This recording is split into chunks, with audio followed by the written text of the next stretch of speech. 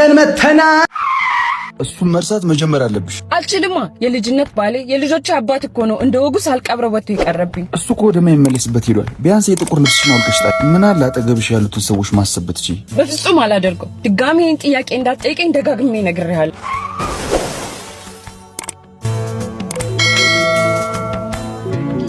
ወንድሜ በጣም ይቅርታ፣ ሐሳብ ውስጥ ሆኜ ስለነበር ነው። አሁን ይሄ ምክንያት ትራፊክ እንጥራ እንዴ ሃና፣ ከስንት ጊዜ በኋላ ተዋወቃላችሁ እንዴ? ይሄ ጓደኛዬ ነች። ለምንድን ነው ጥቁር በጥቁር የለበሽው? የነገርኩህ ባለቤቴ ሞት ያረዳችን ጓደኛዬ ነች። ግን ረጅም ጊዜ ጠፍተሽ ነው? ይሄው ከዛን ጊዜ ጀምሮ ይሄን ጥቁር ልብስ አላውልቅ ብላለች።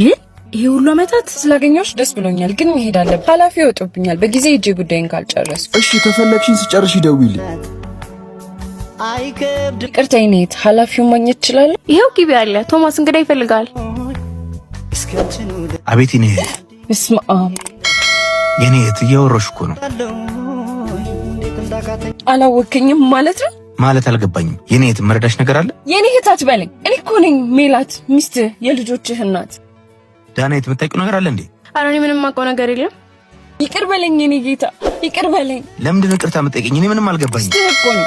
ባላስከፋ ባላስቀየም ይህን ያህል ጊዜ ራስህን ደብቀህ ሞቻለሁ ብለህ አጠፋብኝም ነበር።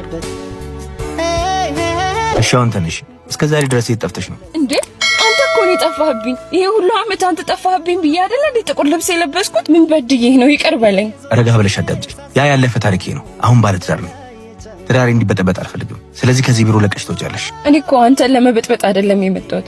ፈጣሪ እኮ ነው ያገናኘን። እየነገርኩሽ ነው። ባለቤቴ እየመጣች ነው። እባክሽ ህይወቴን አትበጥብጪ። ማሪ ገጠመኝ ናት።